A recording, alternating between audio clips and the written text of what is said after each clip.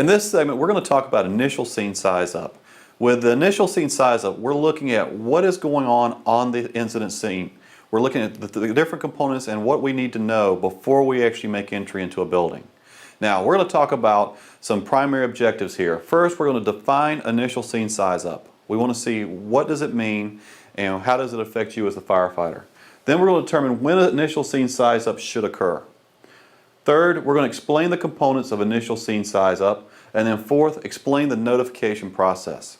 Now, all of these are very important because it's not just an issue of you understanding what's going on to the call you're responding to, but as well communicating that out to everyone else that's en route and responding. So let's get started. Now, before we get too far into this, what I want to talk about is why is initial scene size up important? Why is it so critical when you first roll up to make sure that you do this? Well, first of all, I want to take a look at this first picture. When you first take a look, you see that everything seems to be in the roof area along the top. Natural impression would be that it's an attic fire or something along that lines. However, take a closer look when we actually look completely around the building. If we walk around and look at the back side of this building, what you'll notice is not only is it going through the roof and in the upper area, but it's also into the second floor. So we see heavy fire rolling out the windows on the second floor as well as heavy smoke along the roof line. In addition, if you also notice, the fire is extended further out than in the initial picture that we looked at. Initially it looked like it was contained to one section of the house, where now we can see that it's much further along. Alright, let's take another look at another structure. Now in this case we're looking at a residential home.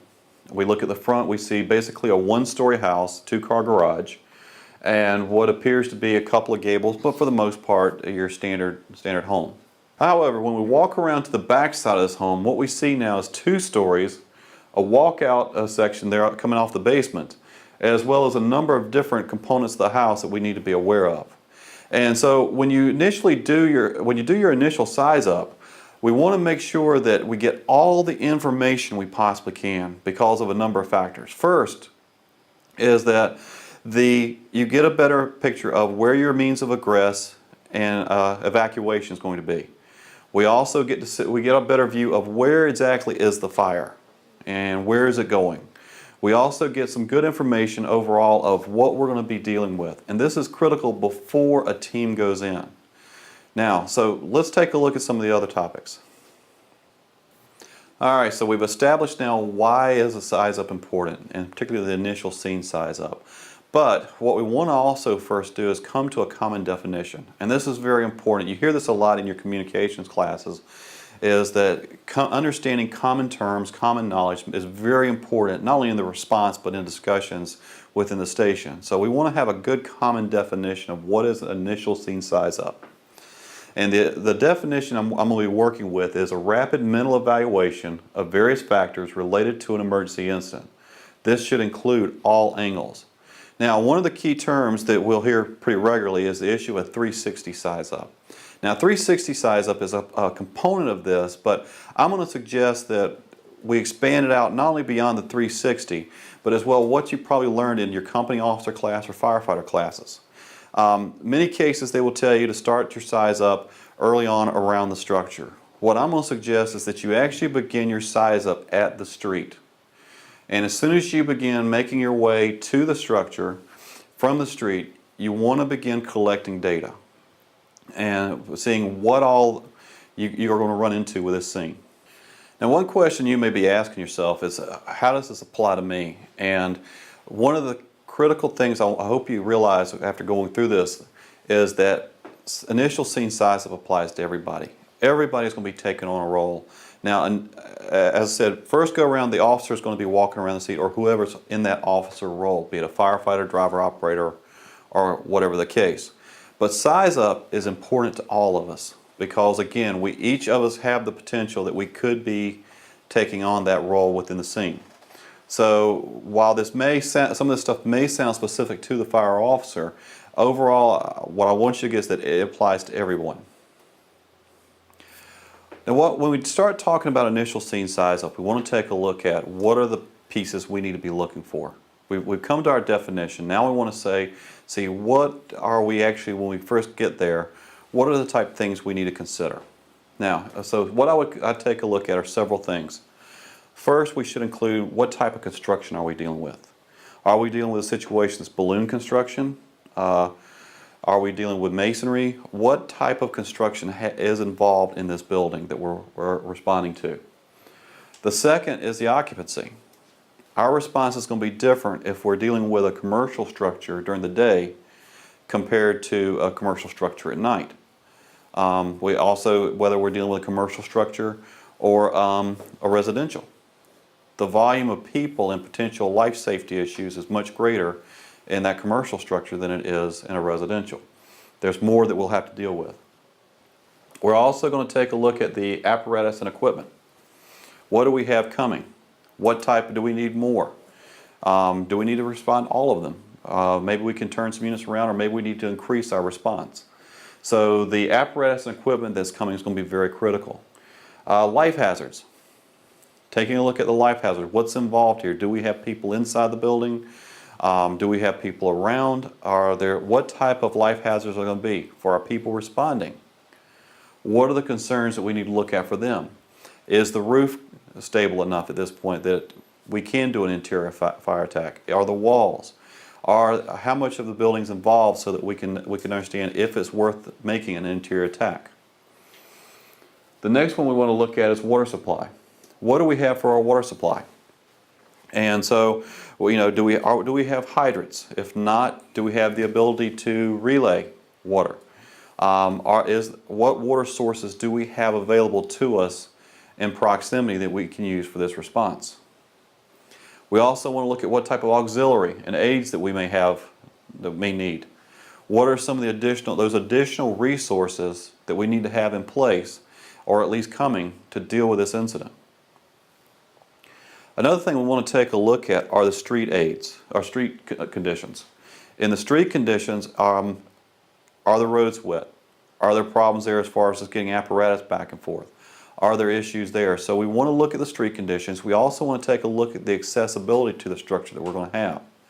So if, for example, we've got one way out in and out of the driveway, and it's very complicated to get an apparatus up and down through there, that could certainly be a problem, and it's going to affect the way we do our initial attack. The other thing we want to look at is the weather. With the weather, we're taking a look at what type of conditions are there. Are they snowy, icy? Is it extreme heat? Are we dealing with rain, high winds? All of these factors from the weather we want to consider, because it's going to affect not only our response, but any type of sustained response that we're going to have. In addition, we're going to take a look. It will tell us where the fire is going, or potentially going, and what exposures do we need to protect. We then also want to look at the area in general. And some of the things that are coming to mind is looking around, and this is why I say start back at the driveway, at the road, rather than waiting till you get up to the house. You need to look as you're coming up on the house, starting at the street. One, look at the hazards, look at the landscape. Look at what potential things could I run into or could become a problem with the response. Are we dealing with a very narrow driveway? Is there a lot of shrubbery? Are there a lot of trip hazards? Things like this that could be a problem for us. As we're coming up to the house, we're beginning to look. What are our water supplies? We're looking at what's available to us. Is it down the street? Can we get it up to the house? Things like that. We also want to look at the location and extent. From what we can see, where does the fire begin? Where is it going right now? Where does it seem to be going to? How much of the structure is burned or is burning? Because in this situation, if we've got heavy fire and a significant portion of the house is already burned, we may want to refrain from doing an interior attack. We may want to hold back a little bit and go exterior. And this you can't tell just by simply sitting in the cab of the truck. You can't do that just by doing this. You're going to have to get out, walk around the structure, and get the full view of what's going on. And this is very important, and many times it's forgotten. And no matter how small or how great the fire we have going, someone needs to take that extra few minutes and walk completely around the structure to get a full view of what's going on. The last two considerations in this is we want to look at the time. What time of day is the fire going? As I said earlier with the example, daytime in a commercial occupancy is going to have a lot more people in there than at midnight or 1 o'clock in the morning. Residential structure, there's less likelihood there'll be someone in the house at 10 o'clock in the morning as opposed to 10 o'clock at night. So the time of day is going to be a factor as we're coming in and we're doing our size up. And then finally the height. And this we're going to take a look at what are we dealing with there. Are there additional resources such as ladder trucks we need to call in? Are we going to be able to do an attack with the resources we've got? And so forth. Now, so these are all the considerations. And I know there seems like a lot of them, but we've got a simple way of remembering these. And I think this will help as well. But the key is to make sure you get as much detailed information as you can before you make your attack, so that what you decide how you're going to approach this can be validated, it can assure you the potential other risks that you could run into, as well as are you taking unnecessary risks. One very simple way to remember this is through the acronym coal was wealth. And by keeping that in the back of your mind, coal was wealth, is the first letter of each of the terms that I just talked about. And so this is a very easy way to kind of keep it in the back of your mind, to kind of formulate in your mind what you need to be looking for. Now, you may not be able to catch all by a specific term, but what I am looking for is that you're able to take this and at least understand the information you're trying to gather. Now, one of the things that comes up is, when do I begin trying to get information on this? And the best thing I can recommend is to go ahead as soon as you get on the truck, as soon as you go en route, go ahead and try to start gathering information. For example, when the dispatcher comes over and provides the call-in information, one of the things I typically listen for is, where was the call made from? If the call was made from the resident and they suggest there's smoke in the house, that's carrying a little bit, that's a little better information for me than if the call comes in from the neighbor's house. So if we hear at 1 o'clock in the morning we're toned out for a structure fire, and I hear that the call came from a neighbor who said they saw something across the street or next door, that tells me we probably got something that's pretty significant going, that they're able to see it and it woke them up. So those are little cues. The other thing you can do is, as you're going to the scene, try to gather as much information or relay information to the dispatcher to gather. Now, this may create a bit of chatter going back and forth, but if you have based on that initial tone out, you've got the impression you've got a working structure fire, you want to go ahead and gather as much as you possibly can on the way.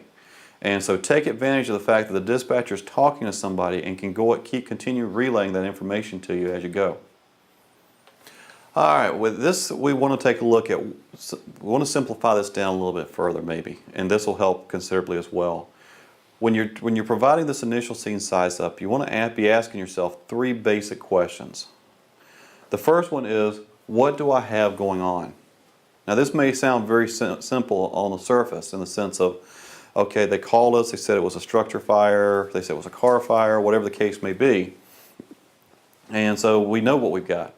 But try to dive a little bit deeper, based on your pre-plans, based on your riding around in the community, based on being out in those areas.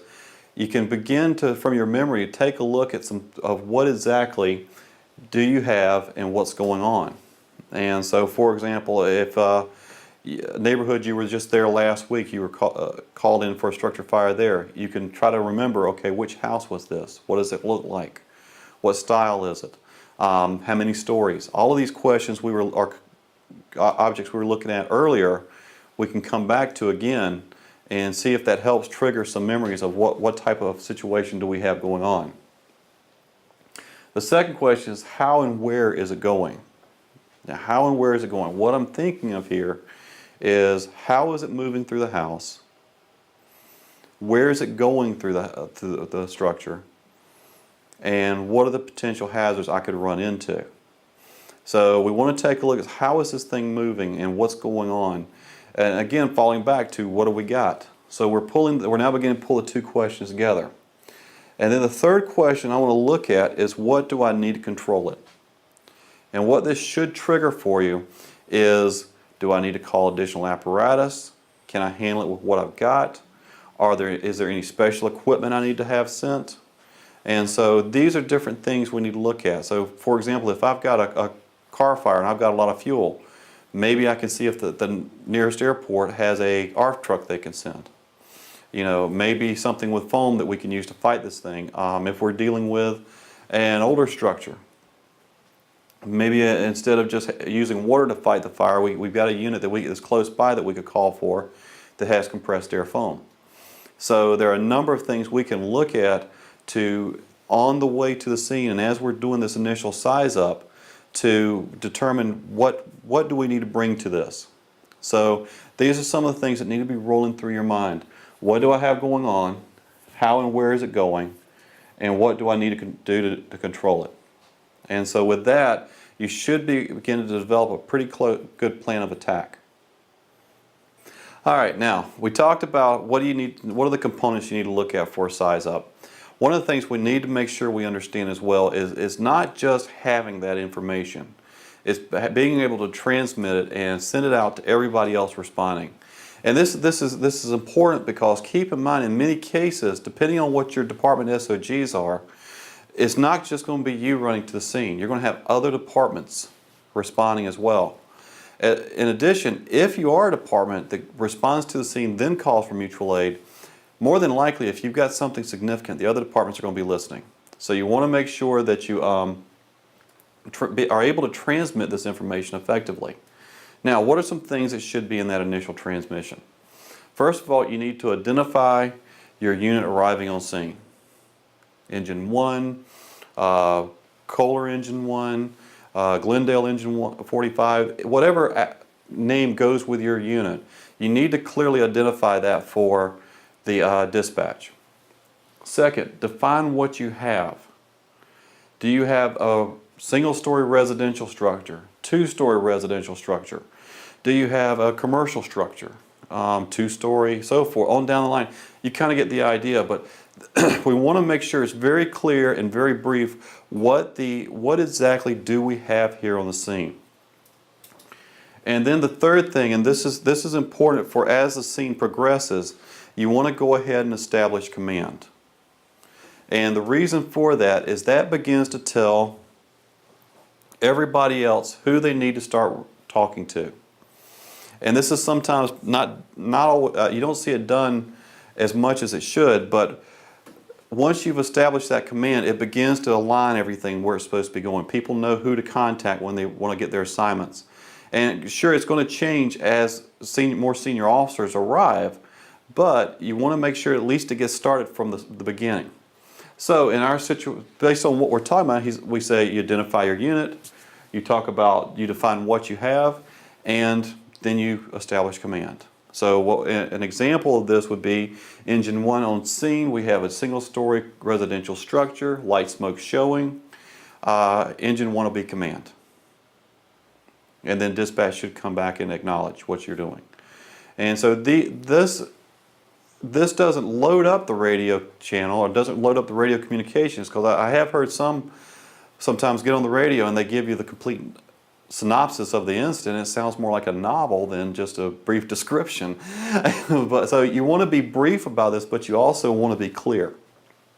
And so simply identifying those three things: identify your unit, tell them what you have, and then establish command. And you're set to go. Let's take a few minutes and let's go through an example or two, and so we can get an understanding of what all we're looking for on initial scene size up. I've got a sample drawing here of a residential structure that I want to take a look at, and let's go through some different scenarios that we could potentially run into. Now, first, what I want to talk about is when you begin your size up, you want to start from the street, and this is very important because you want to be clear as to what the hazards are, what the concerns are, all of those types, as well as what additional resources you may need. So in this situation, as we're coming up on the driveway, if we're coming from this side, when we begin looking, as we move along the driveway here, we see there's a tree on both sides. That could be potential hazards for the trucks. as they're coming through, a very narrow driveway, as well as this through here, driveway up here, going into the garage, that could actually create problems for us if everybody responds up to the driveway. And this is one of the things I like to do on the scene when I'm first in engine. If it's a very narrow driveway, it's going to be very hard to get apparatus in and out of there. One of the things by doing this size up this way is you can tell the other people responding to stay back in the street and not necessarily pull into the driveway. Now, one of the things, if you look here, because of where we're located coming in, we may or may not see the hydrant that's here. And so this is where our pre-planning is going to be very important, because coming in at this angle, we very well, because of this bush sitting right here, we may not be able to see the hydrant. So we would need to know that. In addition, as you come up, we see there's a garage here, two-car garage, that's marked here.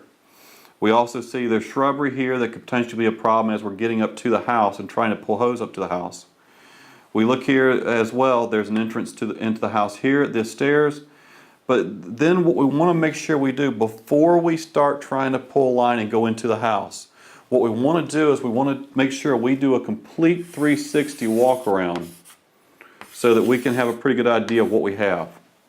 So we continue walk, we see there's potential trip hazards or hazards right here from the tree. This is very important to see here. We've got a swimming pool in the backyard. At night, particularly with swimming pools, if they're not fenced off or they're not marked, they could be very hard to see. So we want to be aware of that as a hazard. We also notice there are stairs here that we need to be aware of. For some reason, either coming out the entrance or coming out of the second floor. We need to get more information. We can pick that up as we walk around. We also see a significantly wooded area back over here, which tells us that there could be issues there to be concerned with if the fire grows to a significant level. Keep in mind, depending on what the distance is from the house to this woodland area, if the fire gets out of hand, there's a good chance we could also have a woods fire to deal with if we're not careful. We continue our walk around. We see that we've got, again, the garage, side of the garage here, as well as another tree. Now, the trees and shrubbery, all of those things sound like, okay, simple enough. But the issue you're dealing with here is these are potential hazards that somebody could get hit from branches, somebody could trip over root structures, trip over shrubbery. These could become entanglement hazards if you're trying to pull hose into the house. All of these are different things that you want to be aware of and stay clear of. The other thing you're going to look for, are there any other hazards around here that could potentially be trip hazards or things like that. So you want to be cautious and do your walk around. And so that gives you an idea of some of the things we want to look for and find in here.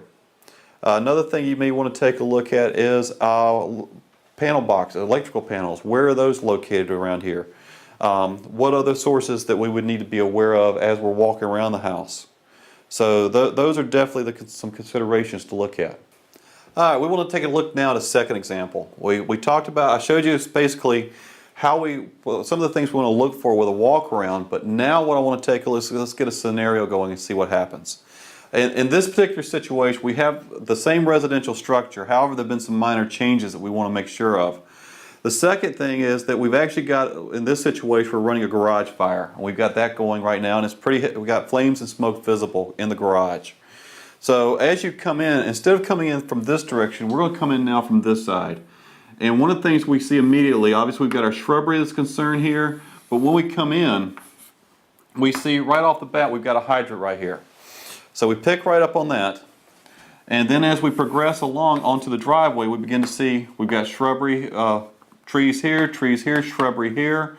We see there's an entrance here through the front door and a window in this particular case. Now again, we want to make sure each time, no matter how big or how small this fire may be, we want to make sure we don't get the tunnel vision going. The tunnel vision is going to say, let's go ahead and race in here and pull up right here and get the fire knocked out. Hold up a second before we get too far in this. Make sure you do that 360 walk around. Alright, by doing that, what happens in this case, again, we see the same tree here. We've got a little bit different situation now as we continue walking around, because with kids' swing sets right here. That's going to create a trip hazard for, or a potential hazard for somebody to get tangled in. So we want to be aware of that to begin with. As we come across, this is something we need to pick up on. We see a gas grill leaned up against the wall. Now, one of the things to keep in mind with it, when you see something like that is what are the potential hazards we're going to run into. In this case, we could have a propane tank or something along that lines that could be volatile should the fire get out of hand. So we need to definitely be aware of this right away. As we move around, we can see that here's our fire that we talked about. It's apparently vented out a window. And then we continue on around, we have our trees, more hazards, and what all the issues that we need to be concerned with, as well as the wooded area back here. Now, keep in mind, if the wind, for example, we talked about the weather conditions. If the wind is blowing this way, it's obviously going to push the fire back toward here. And we've got obviously the tree area, but for the most part, we've got a pretty clear area to work with. However, if the wind is blowing this way, we've got the potential of this pushing back into this wooded area. If the wind's coming from this direction, we have the very likely possibility the wind could help move this back into the house area. Based on what we've seen so far of this is that nothing has moved into the house. And there again, coming from this direction, is just going to push it out this way. And possibly could push it into the house again. So the wind, this is where the weather will become a serious factor. So now we've seen some additional concerns here through the gas grill that could be a potential explosion hazard. We've got trip hazards here with the swing set. We see that due to shrubbery, trees, where those are all located, that could create problems for our viewing as possible trip hazards. And as well, we begin to see from walking around here, there's no fire that's moved into the house. So the fire is staying in the garage at this point by the time we get here. Now that's important to someone here to note, because what happens is the tendency is we get the tunnel vision. Had we pulled up here and started pulled up the garage door and started fighting the fire, which is a very common practice, what we potentially could have done was push the fire back onto the gas grill or pushed it back into the house. And this is one of the reasons you hear say that if you've got a garage fire like this, and you've got nothing has moved into the house, it might be a better option to come in through the front door and go through the kitchen in this particular case and push the fire away from the unburned section. And so doing this 360 gives us quite a bit of information to work with. It also tells us what specific hazards we've got to worry about and be concerned with so that we don't get surprised. And this is the idea with a 360 walk around and with the initial scene size up, is to avoid the surprises. We don't want to get into a situation and find out we get in trouble, or we get ourselves trapped, or potentially an explosion or something of that nature. So making sure you take the extra few minutes to walk around the structure, see what you have, see what type of situation you've got, getting that information gathered, see what type of hazards you need to be concerned with, as well as what type of potential things you could run into, and then relaying that information back to the communications center, back to the dispatcher, and to the other units responding. This way there's a good communication flow of what's going on, and as well as the other units start arriving, they can assist and be a better resource for you rather than trying to find out what they need to do. So the initial scene size up, the walk around, all of these pieces are critical to the success of our response. We need to know what we're dealing with before we begin make any type of operations.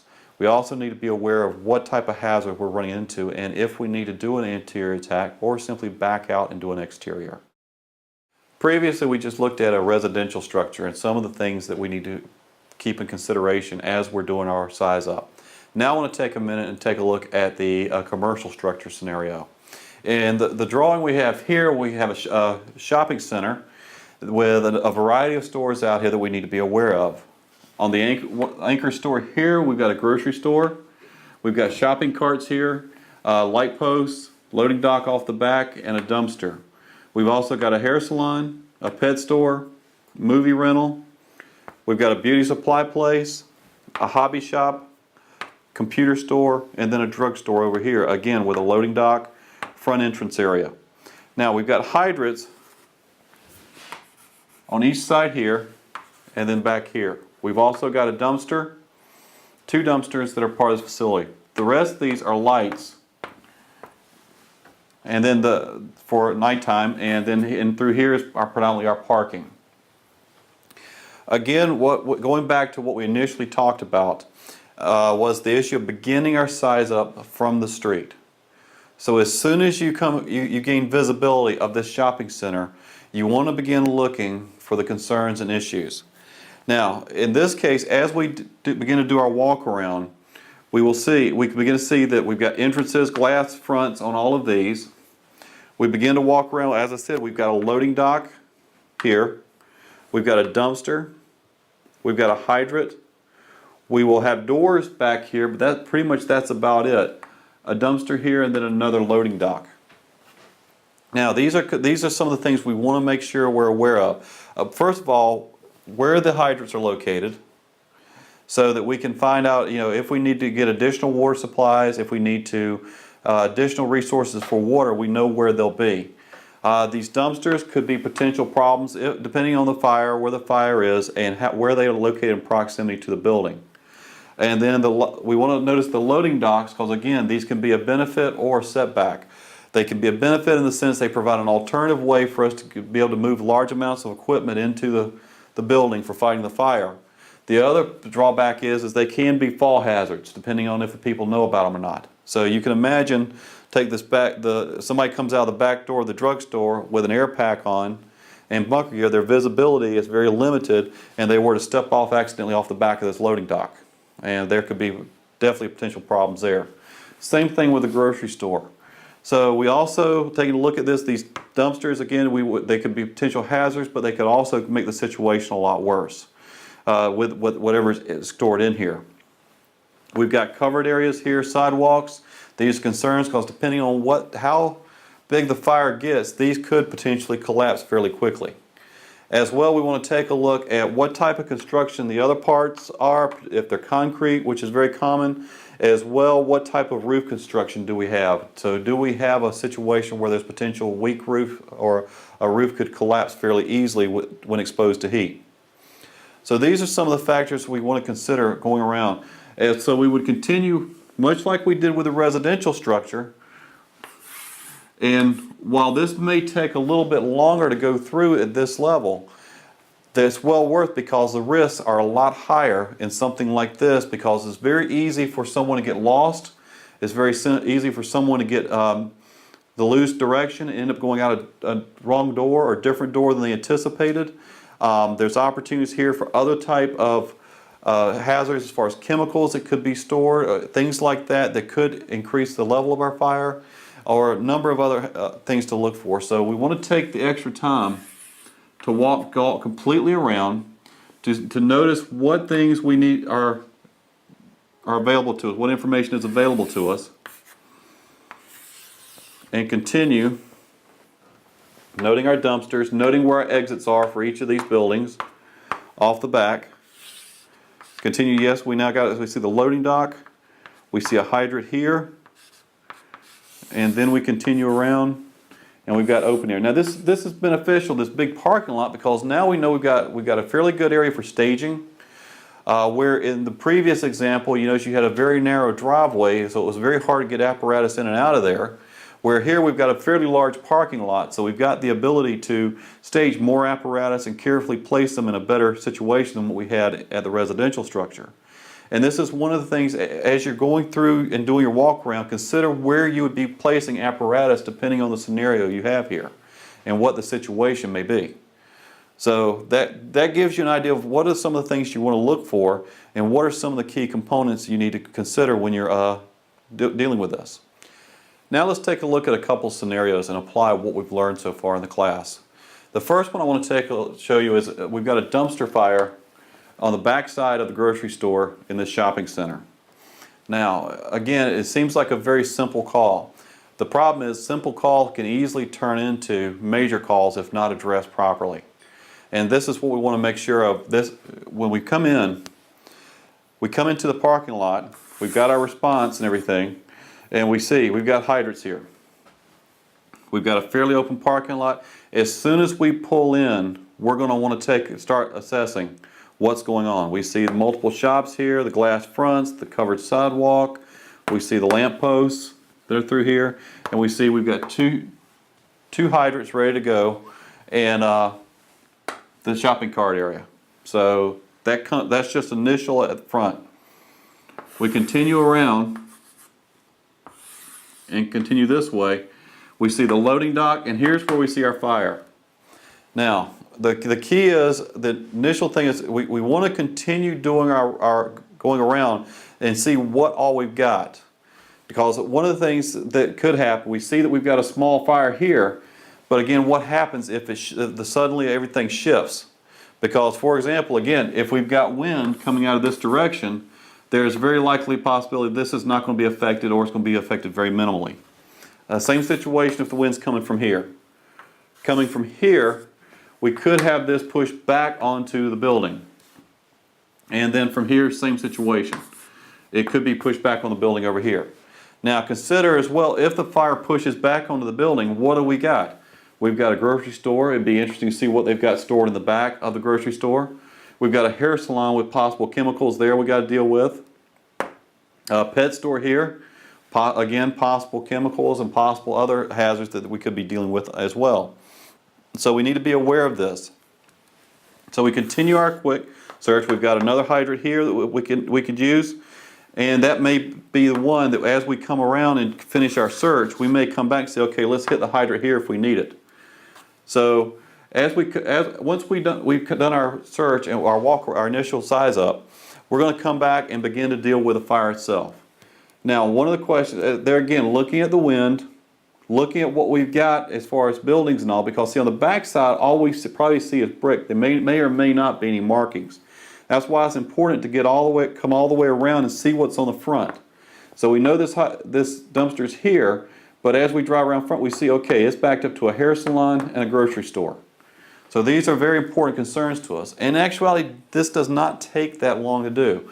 One of the key things with a commercial structure like this is that your hazards increase. There's greater possibility of getting hurt or injured in one of these type structures.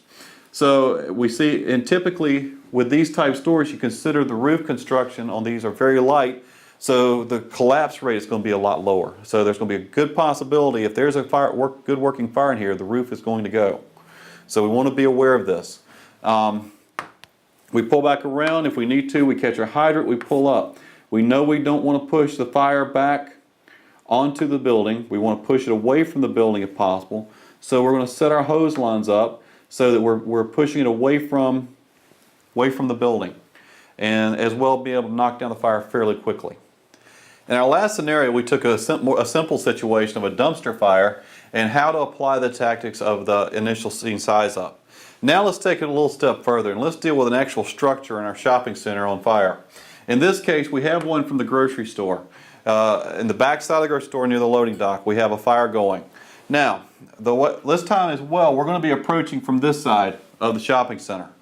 So as we pull up, again, coming into the shopping center, we see our hydrant here, and probably could see our hydrant here with no problem. As well, we see our light posts. We're looking at the covered sidewalk. We're looking at the storefronts to see what kind of stores we have and stuff like that. And then we're going to pull around this way just to change things up a little bit. Again, our second hydrant here, our loading dock, and then we go to the back side of the building. We find here another dumpster. Terrific, another hydrant here. And then we continue on across. We've got another dumpster here. And then we're going to slide across here. Here's where our fire is. We can see it rolling out of the back of the loading dock area. We don't know what all is in here quite yet, but we do see from there what we got, where the fire is located. And we may be able to, as we circle around, we may be able to see through the front if there's anything that's moved into the store itself or is contained in the back of the building. Now, again, with the fire now in the structure, this changes the dynamics quite a bit. One, these are typically very open areas. These are areas that once the fire gets into it, it can move very quickly.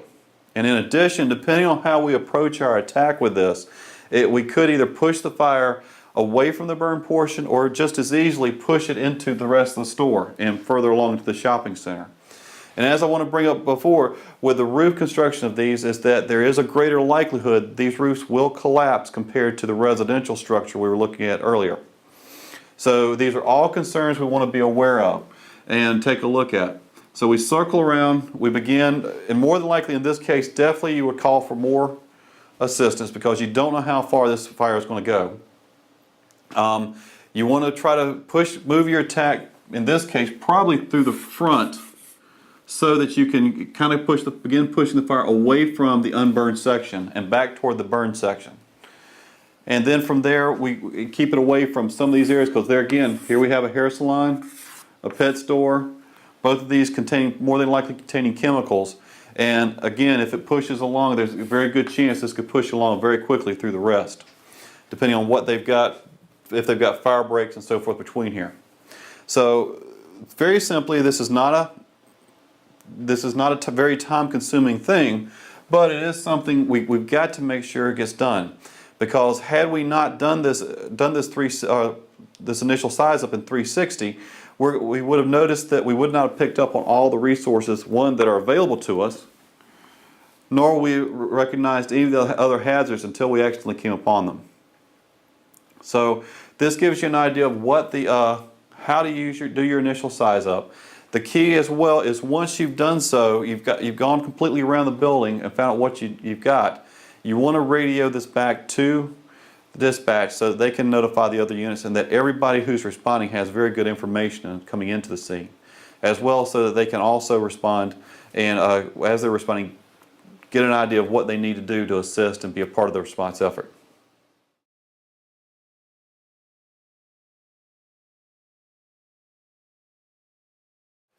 The 360 is a component of the overall initial scene size up. Other components include checking for hazards, what are your water supplies, what additional resources do you have coming, and as well communicating back to those resources.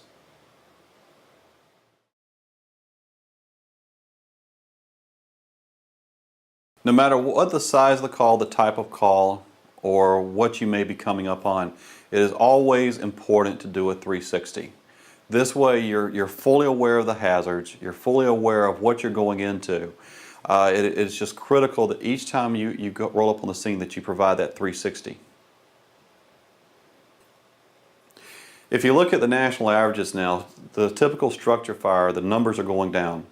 And we're seeing less and less in those while we're seeing an increase in automobile accidents, EMS calls, and various other types of incidents. So it's very easy when we respond to a structure fire or a typical structure fire that we get the blinders on, we want to race in, get the fire knocked down, and get things handled fairly quickly. However, the few minutes it takes to do a 360 walk around, to size up our scene and take a look at what we've got, can make the difference in what could be a very simple small call and what could become a major catastrophe. And it's very important at the company officer level to make sure that when you first arrive on that scene, while the folks are pulling the hose, they're setting up for water supply, to go through and do your 360 walk around and to make sure that everything is covered and that your crew is safe when they go into the building.